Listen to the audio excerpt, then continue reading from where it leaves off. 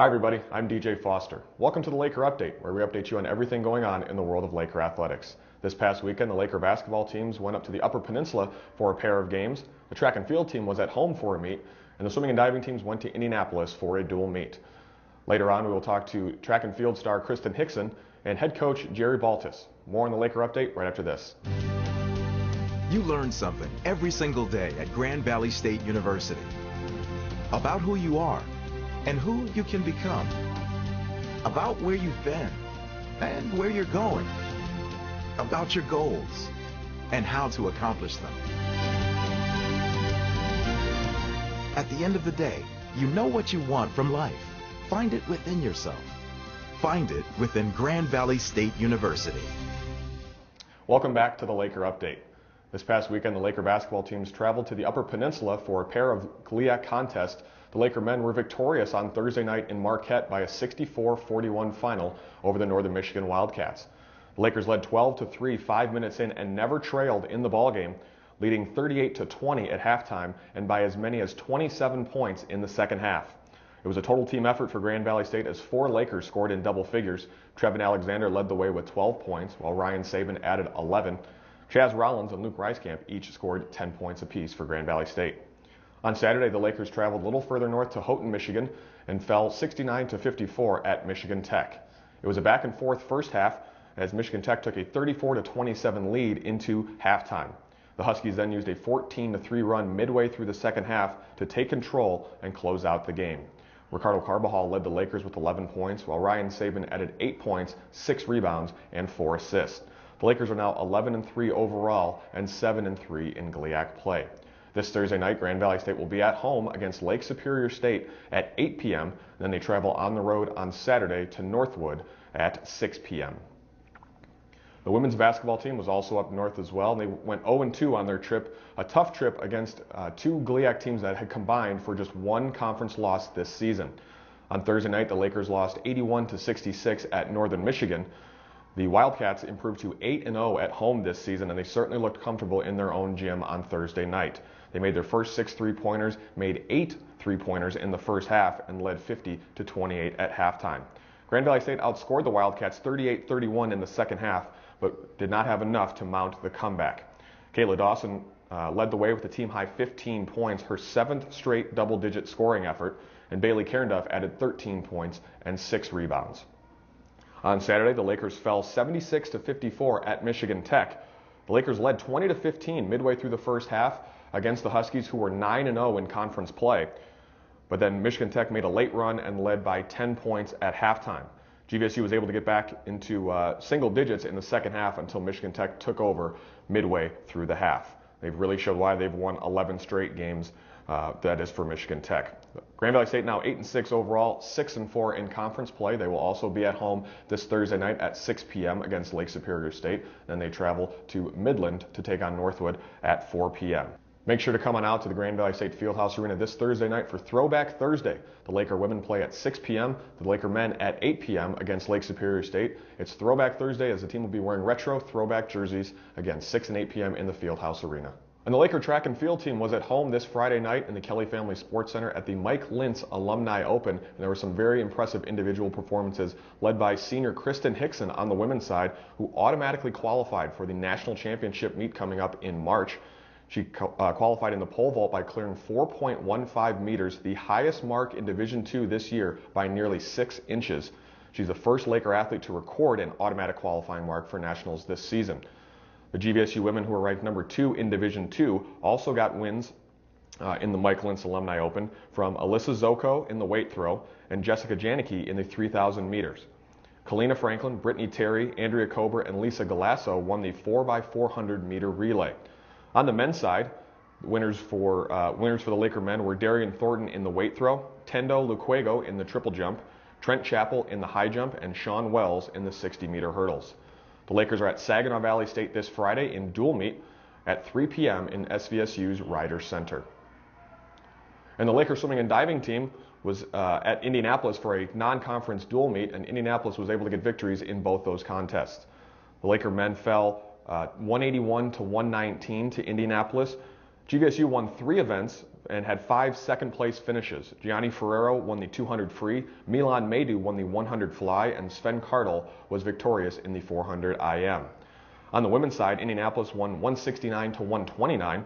The Lakers won 5 events and had 9 second-place finishes, led by Taylor Ruchinski in the 1 and 3 meter dives and Danielle Vallier in the 100 and 200 breaststroke. Also victorious was Caitlin Madsen in the 200 fly. GVSU is at home this Saturday against Findlay at 1 p.m. It's their last competition before the GLIAC Championships on February 12th to 15th.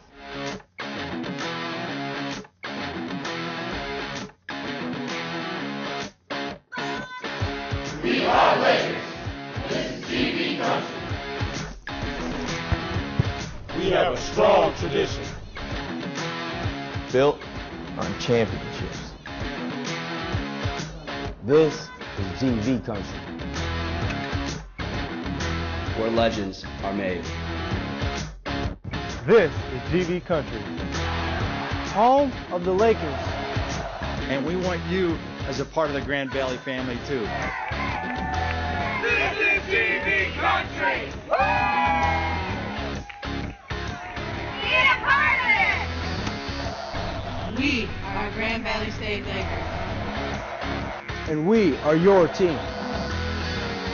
This is GV Country. This is GV Country.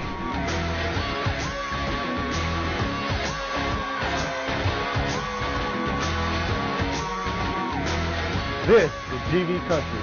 This is GV Country. This is GV Country! Be a part of it! Welcome back to the Laker Update. Senior Kristin Hickson qualified for the national championships this March at the Mike Lentz Alumni Open this past weekend. We caught up with Kristen as she was our GVSU Student-Athlete of the Week. Hi, I'm Kristen Hixson. I'm a senior at Grand Valley, and I'm a pole vaulter on the Grand Valley State track and field team. I chose Grand Valley because they have a wonderful education program, and I wasn't quite sure what major I wanted to choose coming in as a freshman, and they have an outstanding track program. And I ran here in high school, and I fell in love with the school. I started pole vaulting in junior high, 7th grade. I did it because my older brother did it when he was in high school, so I just wanted to do what he did. And I love everything about pole vaulting, the adrenaline rush, the practices, that it's so unique, and it's challenging. I have pretty high goals for myself and for my team. I would love to see a team and individual national championship, both indoor and outdoor. I jump as high as I can. I think of it just as any other practice day. Try not to get too excited, get too nervous. Treat it as you go in there. I do the best that I can, and the outcome is hopefully the best. The hardest thing about pole vaulting is being mentally prepared. Anything can happen, and you only get 3 times to make the bar, and sometimes your mental attitude can get in the way, and that's definitely the hardest thing to conquer. Something people may not know about me is that I can ride a unicycle.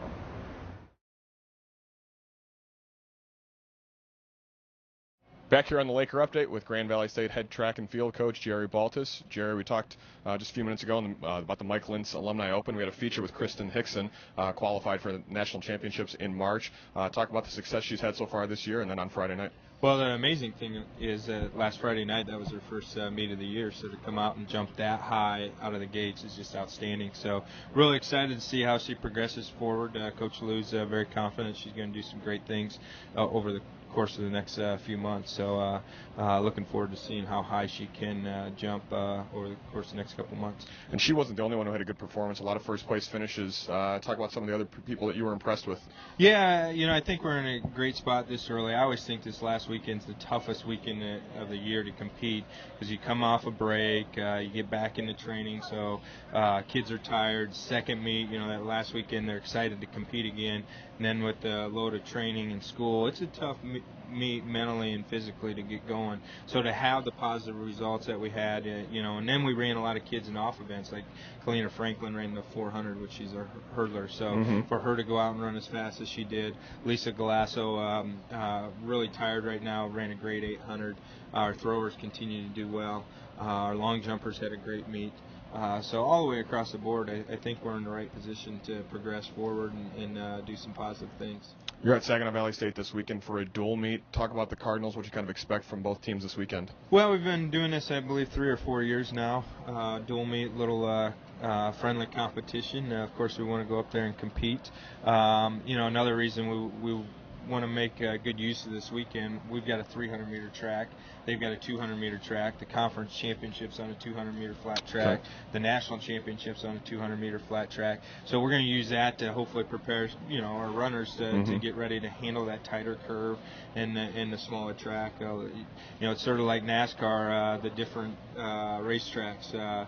You got the big wide open track. It's easier to get going. And you go down to Bristol, I believe it is. It's tight and compact. So it's a similar situation. It'll be a bunch more bumping and pushing and shoving. So we'll use that, and hopefully they're ready to compete, and we'll have some positive results on both ends.